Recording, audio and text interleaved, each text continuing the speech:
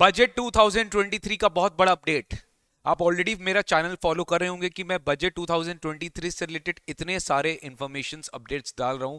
मेरा काम खाली स्टूडेंट्स को पढ़ाना नहीं है, स्टूडेंट्स को मेंटर करना नहीं है, बट टैक्स रिलेटेड कोई भी चेंजेस आता है और वो अगर आपके काम का है तो मैं अपने चैनल में सबसे पहले अपने व्यूअर्स के लिए लाता हूं। तो प्लीज मेरे चैनल को सब्सक्राइब करके रखिए एंड बेल आइकन बटन दबा के रखिए। खाली आप तक मत रखिए बट ये चैनल को शेयर करिए, चैनल का लिंक शेयर करिए बात बाकी सबको। ठीक है। तो सर इस वीडियो में आप हमके साथ हमारे साथ क्या डिस्कस करने वाले हो?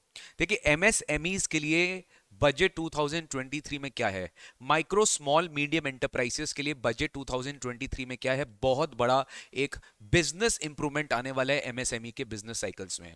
उनकी लिक्विडिटी इश्यूज, उनकी वर्किंग कैपिटल इश्यूज अब खत्म होने वाली है।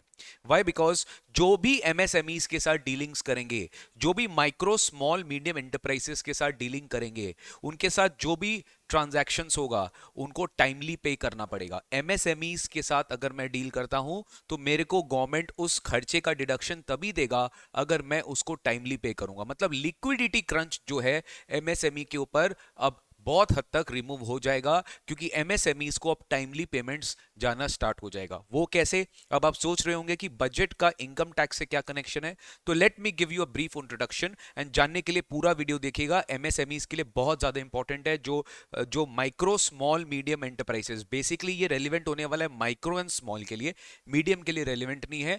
माइक्रो एंटरप्राइजेस के लिए रेलिवेंट है, स्मॉल एंटरप्राइजेस के लिए रेलिवेंट है। मैं सब कुछ बताने वाला हूं कि माइक्रो कौन होता है, स्मॉल कौन होता है, मीडियम कौन होता है, एवरीथिंग।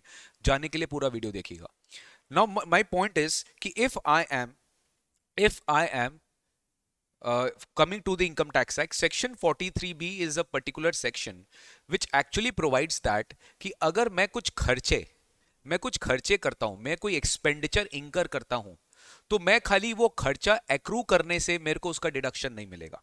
यानी आपने पीएल में एक्रू कर लिया, आपने उसका एक्चुअली पेमेंट नहीं किया, तो मेरे को उसका डिडक्शन नहीं मिलेगा। जैसे कि मैं एक एग्जांपल देता हूं, bonus, leave salary, to paid to your staff, paid to your employees, जैसे इंटरेस्ट ऑन लोन और any borrowing from any bank, from any public financial institution, from any NBFCs, any sum payable to Indian Railways for use of railway assets. कुछ ऐसे खर्चे होते हैं जहां पे income tax act payment का एक कंडीशन मैंडेटरी करके रखा है कि आप जिस साल वो पेमेंट करेंगे आपको उसी साल उसका डिडक्शन मिलेगा। यानी इफ आई डोंट एक्चुअली पे that particular expenditure, I will not get the deduction in my income tax act in computing my business income, although that is an expenditure, although that is debited to PL, मेरे को उसका deduction नहीं मिलेगा। ऐसा बोलता है section 43B।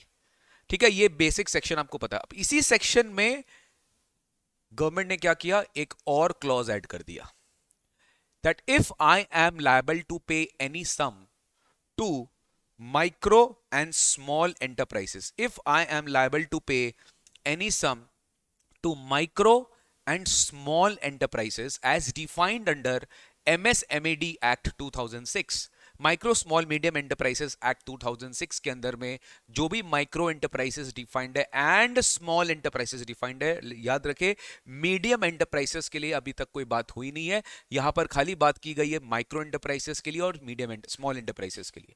कौन होता है micro small enterprises? As per the latest notification इनका क्राइटेरिया चेंज होता है। मैं आपको लेटेस्ट नोटिफिकेशन बता रहा हूं कि if your investment in your plant and machinery or या equipment, if that does not exceed 1 crore and your turnover does not exceed 5 crore, then you are a micro enterprise। आप क्या हो? आप एक माइक्रो एंटरप्राइज हो अगर आपकी turnover 5 crore से ज्यादा नहीं है और आपकी investment in new plant and machinery and equipment does not exceed 1 CR।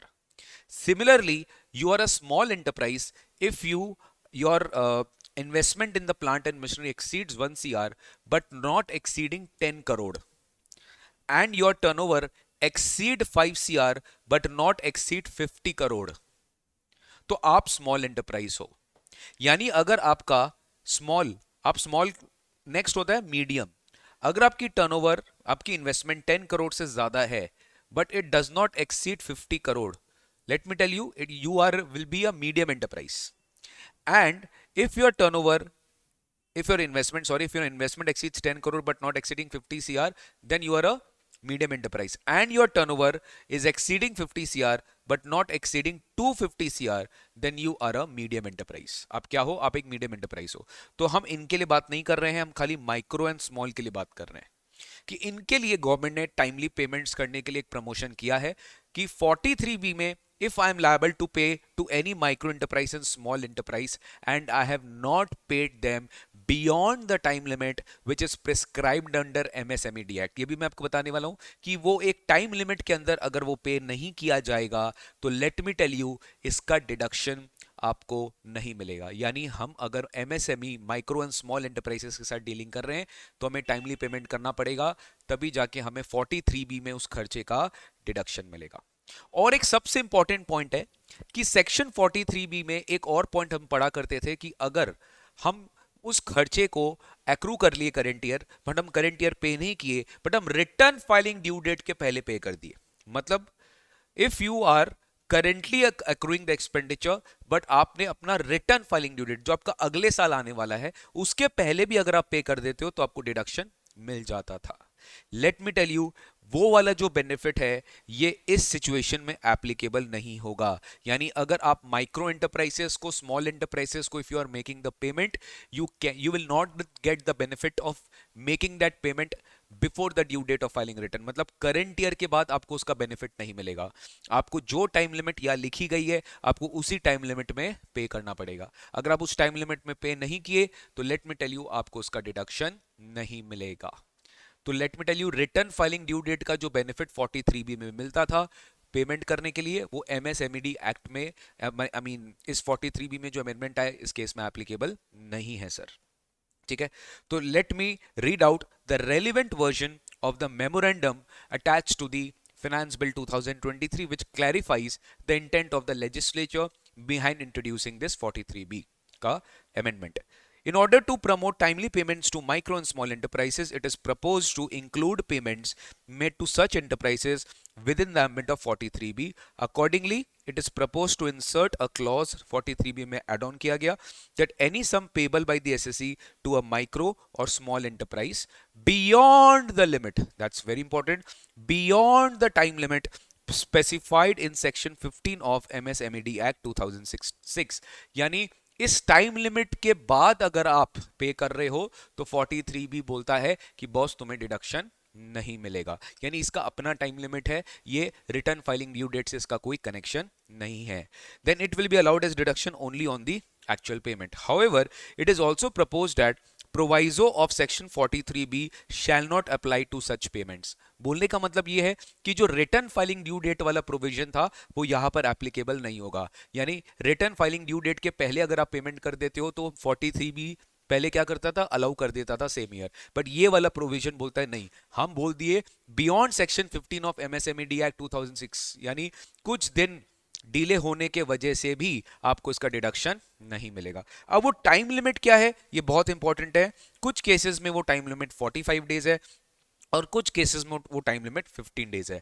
Late me tell you ये चीज कहां लिखा गया है, ये चीज सेक्शन 15 ऑफ एमएसएमईडी एक्ट 2006 लिखा गया है कि that section 15 says that mandates that payments to MSME micro and small enterprises within the time as per the written agreement. अगर माइक्रो एंड स्मॉल एंटरप्राइजेस के साथ किसी के साथ रिटन एग्रीमेंट हो चुका है for related to payment, then in that situation ये टाइम लिमिट 45 डेज से ज्यादा नहीं हो सकता। And if there is no such written agreement, कोई एग्रीमेंट नहीं है दोनों के बीच में, बायर एंड सेलर के बीच में, then the time limit will be 15 days. तो रिटन एग्रीमेंट नहीं है तो 15 डेज, रिटन एग्रीमेंट है तो 45 डेज। ऐसा ये लिखा है सेक्शन 15 ऑफ एमएसएमईडी एक्ट में, जो रेफर किया गया है section 43 of income tax act में। इस वजह से 43B will allow the payment as deduction only on payment basis. It will can be allowed on accrual basis only and only if the payment is made within the time mandate। मतलब एकदम clear cut है, एकदम clear cut है। 45 days के बाद अगर आपने payment किया तो आपको डिडक्शन नहीं मिलेगा, 15 दिन के बाद अगर आपने पेमेंट किया तो आपको डिडक्शन नहीं मिलेगा। बहुत ज्यादा क्लियर है सर, और इस वजह से MSMED micro and small enterprises के लिए बहुत बड़ा गुड न्यूज है। उनकी लिक्विडिटी इश्यूज सॉल्व क्लियर हो जाएगी और टाइमली पेमेंट्स भी उनको मिल जाया करेगा। ठीक है। सो अगर आपको वीडियो अच्छा लगा तो जरूर जरूर लाइक करिए, शेयर करिए, subscribe our YouTube channel, because budget से रिलेटेड और टैक्स से रिलेटेड, चाहे वो इनकम टैक्स हो चाहे जीएसटी हो, मैं लगातार अपने यूट्यूब में चैनल में जबरदस्त कंटेंट डालते रहता हूं। आपको खाली एक काम करना है और चैनल को सब्सक्राइब करके रखना है। ठीक है, ये था 43B का अमेंडमेंट। जूम सेशन में हम जबरदस्त सेमिनार ले रहे हैं ऑन 12 फरवरी 11 AM शार्प, जहाँ पे बजट से रिलेटेड सारी डिस्कशन की जाएगी, बाई क्लॉज सारा डिस्कशन करेंगे which is relevant for you and may be relevant in the practical life. तो आप जरूर से देखिएगा, आपको खाली गूगल फॉर्म फिल करना है and just attend this session so that you can be update about all the recent changes which has come in income tax act as well as GST act. Thank you so much. Till then, take care. God bless you. Bye bye. Comment box में comment करके बताना कि कैसा लगा, जरूर से बताइएगा। Bye bye.